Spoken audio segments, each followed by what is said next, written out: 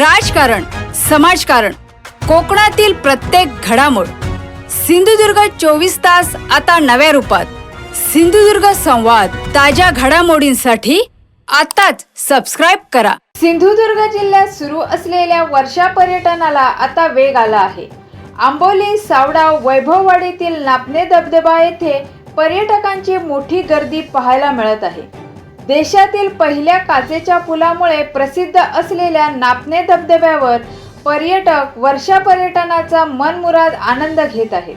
निसर्गरम्य वातावरण, धबधब्यांचा खळखळाट आणि काचेच्या पुलाचा थरार अनुभवण्यासाठी पर्यटकांची पावले वैभववाडीकडे वळत आहेत.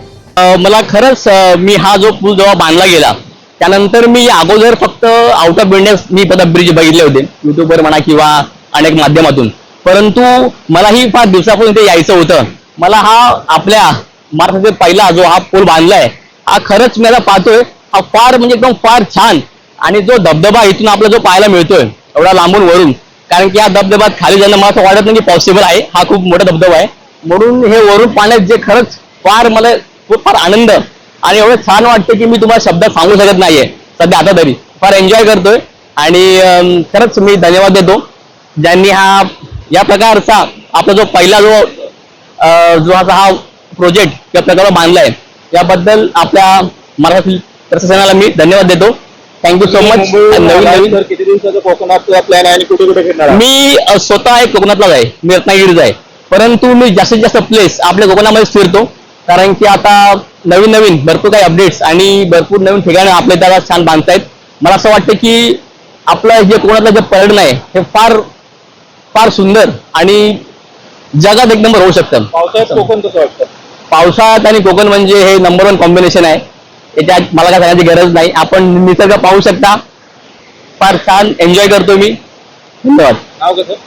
माझं नाव संकेत चिंचवलकर, मी रत्नागिरीचा आहे, देवड्या गावचा आहे आणि पहिल्यापासूनच मला आपल्या ही जी आपली कोकण भूमी आहे ही पहिल्यापासूनच मला असं मी स्वतःला फार लकी समजतो की मी या जन्म घेतला.